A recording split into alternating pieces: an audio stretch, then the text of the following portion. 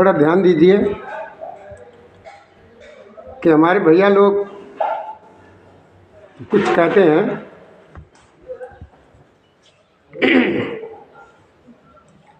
कि जो रावण ने अपना काल पार्टी से बांध रखा था वो क्या है। तो थोड़ा ध्यान दीजिए कि देखिए अयोध्या के एक राजा रघु थे, बहुत बढ़िया राजा थे, बहुत अच्छे राजा थे और बड़ा अच्छी तरीके से अपने राज्य की प्रजा का पालन पोषण करते थे, देखभाल करते थे। एक बार क्या हुआ कि राजा रघु जी सरयू नदी के किनारे अपने भगवान के भजन में मगन बैठे हुए थे, मतलब ध्यान उधर ही था भगवान की तरफ, सरयू नदी के किनारे बैठे हुए थे। और इधर क्या हुआ, जब रावण ने उनका नाम जब सुना, ये रावण शुरू से ही है, ये आज का नहीं है, बहुत पहले से था, पहले था और प्रभु श्री राम जी आए तब भी था। तो ये रावण शुरू का ही ऐसा ही है, ये लड़ने के लिए घूमता रहता था और इसी के अंदर यही आकांक्षा रहती थी कि हम सबको जीत लें और सब हमसे हार जाए। तो एक बार जे रघु जी के पास गया तो रघु जी उस समय वही सरयू नदी के किनारे अपने उस समय लीन थे, ध्यान की क्रिया में बैठे हुए थे। ये दशानन वहाँ पहुँच गया और ये लड़ने की भिक्षा मांगने लगा, लड़ने की भिक्षा मांगने लगा। तो रघु जी ने जब सुना तो रघु जी ने यही पूछा कि भैया तुम्हारा परिचय, आप जो हमसे भिक्षा मांग रहे लड़ने की, ये तुम्हारा परिचय क्या है। तो दशानन ने अपना परिचय दे दिया, उत्तम कुल पुलस्त करना थी, उत्तम कुल पुलस्त कर, ये बता दिया। तो रघु जी ने सोचा कि ये ब्राह्मण है और हम क्षत्रिय हैं।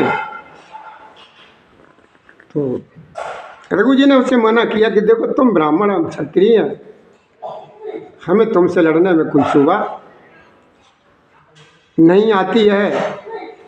तो ऐसी बातचीत अपनी करते करते रघु जी ने अपने दोनों हाथ ऐसे किए, हवा ऐसे हाथ किए फैलाए, तो इन हाथों की जो हवा उधर को लगी, ऐसे लगी, तो रावण पीछे खड़ा हुआ था। तो उन हाथों की जो हवा लगी वो इतनी तेज थी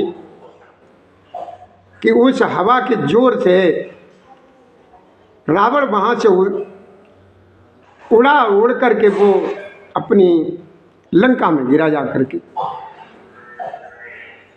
लंका में गिरा जा करके। तो उसने ये सोचा कि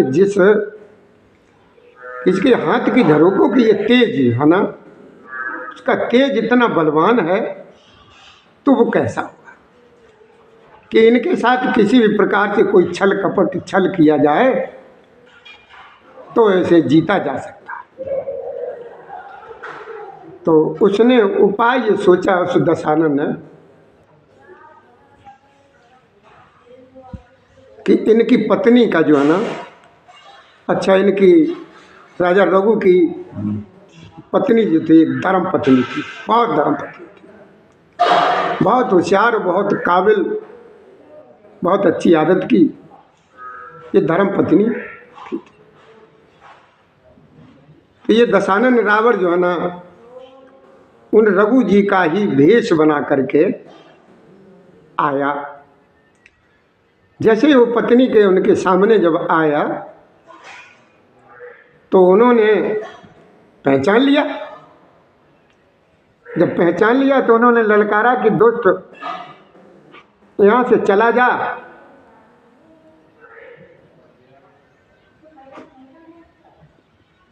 ऐसे डांटा तो वो चला गया, भाग गया। अब कुछ थोड़ी देर के बाद जो रघु जी को आए, तो रघु जी को ये पता लगा, उन्होंने सुना तो उन्होंने कहा ये तो बहुत दुराचारी है, इसको तो है ना मारना ही उचित होगा। तो रघु जी ने एक बाण निकाला। वो बाण निकाला तो जैसे ये बाण निकाला है तो ये ब्रह्मा जी को पता लग गया। तो पता लग गया तो ब्रह्मा जी वहां पर आ गए और रघु जी से कहा कि उसको मत मारिए, रावण को मत मारिए। अगर आप रावण को मार देंगे तो प्रभु श्री जी का अवतार नहीं होगा, यानी मतलब राम जी का अवतार नहीं होगा, तो फिर उन्हें दुष्टों को मारेगा। वो ब्रह्मा जी ने वो बाण रघु जी से ले लिया और वो अपने पास लेकर के चले गए और अपने पास ब्रह्मा जी ने वो बाण रख लिया। लेकिन ब्रह्मा जी को बाण तो दे दिया, लेकिन ब्रह्मा जी से ये भी कह दिया उन्होंने कि देखो रावण जो है ना मरेगा इसी बाण से, इसी बाण से वो मरेगा। ब्रह्मा जी लेकर के चले गए और इस बात का जो पता था उस दुष्ट को लग गया, दशानन को लग गया। तो ब्रह्मा जी के पास वो बाण लेने के लिए गया और ब्रह्मा जी से वो बाण ले आया। तो वो जो बाण था वो उसने अपनी पाटी से बांध लिया।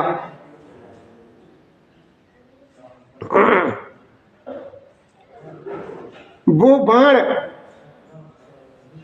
वो पाटी से अपनी से बांध लिया। उसने अब समझ लिया कि अब तो वो बेखटक हो गया कि जिस बाण से हम मारे जाएंगे वो बाण तो हमने अपनी पाटी से बांध लिया। आप लोगों ने भैया सुना, वो वही जो आप कहते हैं ना कि रावण ने काल को पाटी से बांध लिया था, तो वो बाण ही उस दशानन का काल था जो ब्रह्मा जी से दशानन ने ले लिया था और अपनी पाटी से बांध लिया था। और फिर जब युद्ध हुआ है तो वही बाण प्रभु श्री राम जी ने उसके ऊपर संधान किया जिससे रावण का अंत हुआ था। जय श्री राधे, जय श्री कृष्ण।